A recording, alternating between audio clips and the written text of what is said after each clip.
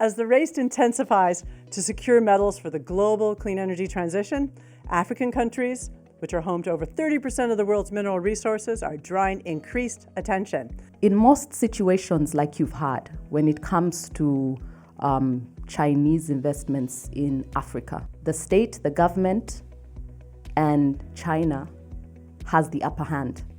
They have the resources, they have the strategic plans, they have the science, and they come in to extract the minerals. They also need to think about, the just aspects of the whole transitioning.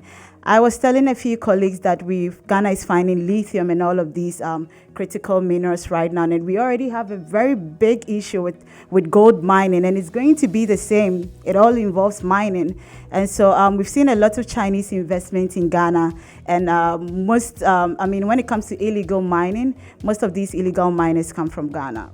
If you research illegal miners in Ghana, you see a lot of Chinese being arrested and all of that. So I feel that the Chinese government should extend these kind of laws in their countries to be able to hold Chinese investment accountable.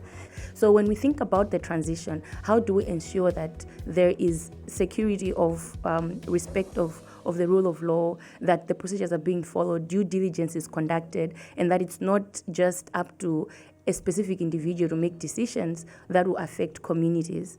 What just means that we're not leaving anyone behind.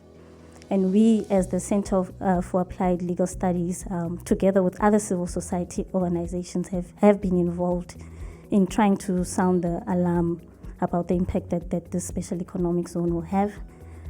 We are involved in a case that we launched in 2022, where we are represented by All Rise Attorney, together with two other environmental organizations, where we essentially challenge the granting of the environmental authorization for this project. It's not enough for us to take the old model of extraction from fossil fuels, where it was just a ground for extracting and it goes back somewhere else for processing.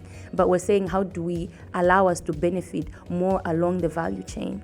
But I think what's important is becoming an asset as CSOs. I think one of the things that we talked about was how government has all these things in place, but half the time there's just no enforcement or implementation.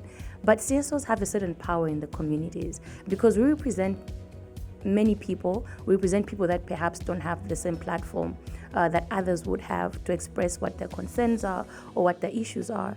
Many times African countries forget the kind of role and that kind of power we have in this whole conversation. Without the mineral deposits in our country, none of these conversations about energy transition is going to happen.